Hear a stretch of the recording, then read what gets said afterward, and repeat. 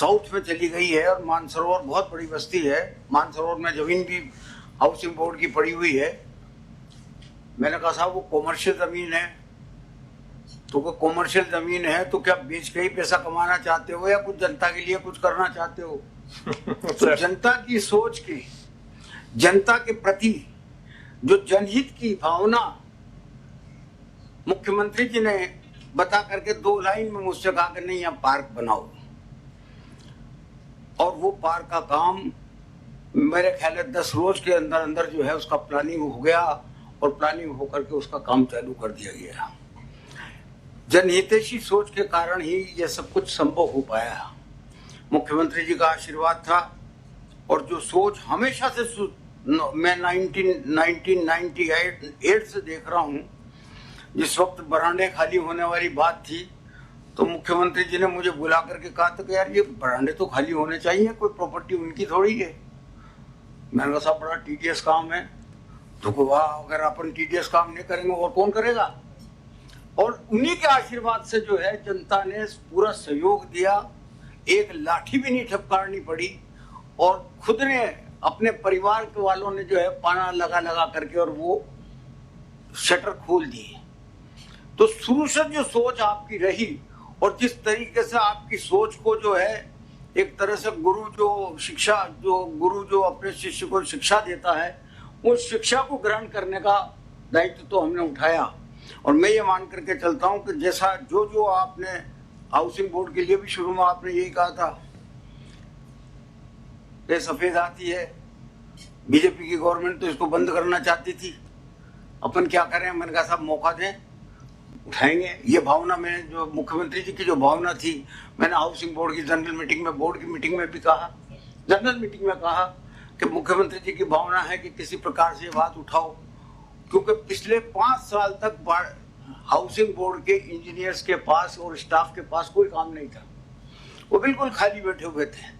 तो मैंने कहा सोते हुए आदमी को किस प्रकार से जगाओगे? लेकिन पवन जी ने और इन लोगों ने, भास्कर सावंत साहब ने पूरा कोऑपरेट करके और पूरा नेतृत्व दे करके और इस काम को अपने हाथ में लिया और आज न केवल हाउसिंग बोर्ड खड़ा हुआ है बल्कि दौड़ रहा है। 52 एकड़ में ये जो बन रहा है, ये मुख्यमंत्री जी की सोच और उनके आदेशों के कारण ही हुआ है। खास तौर पर इसमें जो प्रोविजंस रखे गए हैं, 75% जो है वो ग्रीन एरिया रहेगा, parkway, jogging track, parking block, entrance plaza, water bodies, sculptures, सौंदर्यीकरण, botanical garden, children play area वगैरह, इस तरीके की कई सुविधाएं रह करके इसमें 21,000 पौधे करीब जो है रोपे जाएंगे। फाउंटेन स्क्वायर भी बनाया जाएगा।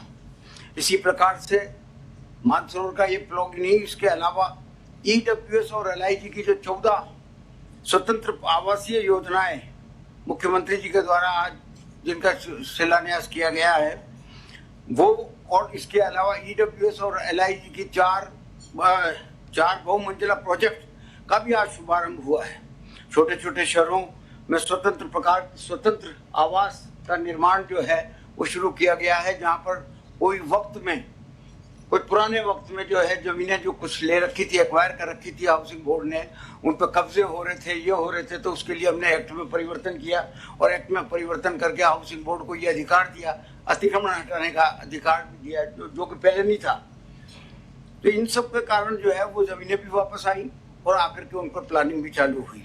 जयपुर के प्रताप नगर में 2 सामुदायिक भवनों का भी आज शिलान्यास हुआ है, राणा सांगा मार्केट का वगैरह का। मुख्यमंत्री जी ने अपने बजट भाषण में ये कहा था कि प्रताप नगर में कोचिंग हब की घोषणा की गई थी।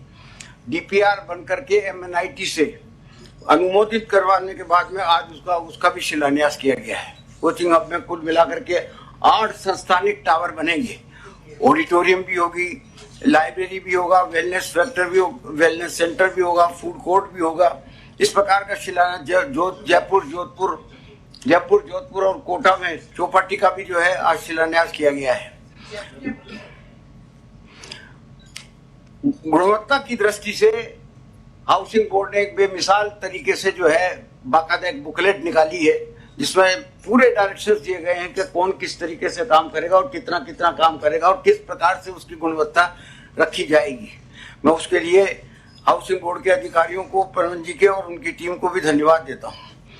आम जन के प्रति जो संवेदनशीलता और आवासन मंडल को जीवन दान मिला है, ये वही हाउसिंग बोर्ड है जिसको कि भारतीय जनता पार्टी ने जिसकी दुर्गति की थी और जिसको बंद करने का एक तरह से फैसला ले लिया था। ये वही हाउसिंग बोर्ड है।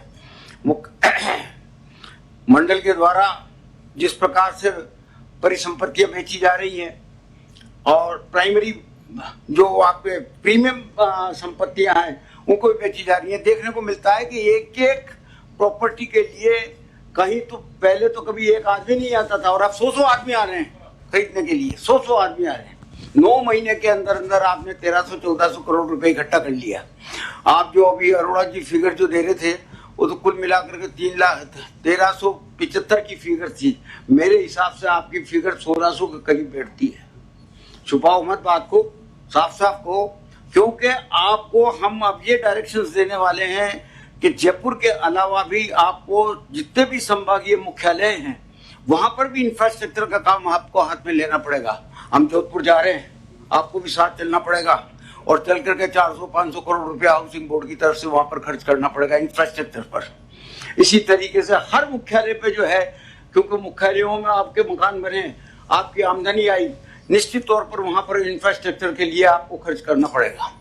तो मैं आपसे यही कहना चाहता हूं और खास तौर पर चेयरमैन साहब पर और आयुक्त महोदय अरोड़ा जी पर और उनकी पूरी टीम पर कि कम समय में मुख्यमंत्री जी के सपने को साकार करने के लिए जो आपने लगन दिखाई है और जो मेहनत की है सारी टीम ने, मैं और इस हाउसिंग बोर्ड को पुनर्जीवित किया है, उसके लिए मैं आपको बहुत बहुत धन्यवाद देता हूं। और खास तौर पर मुख्यमंत्री जी को का इस बात का उनका जो हमेशा आशीर्वाद रहा है और इस आशीर्वाद के लिए मैं मुख्यमंत्री जी को भी बहुत बहुत धन्यवाद देता हूं कि उन्हीं की प्रेरणा से ये जो मरणासन अवस्था में जो संस्थाएं थी आज वो वापस जो है वो पुनर्जीवित होती जा रही हैं।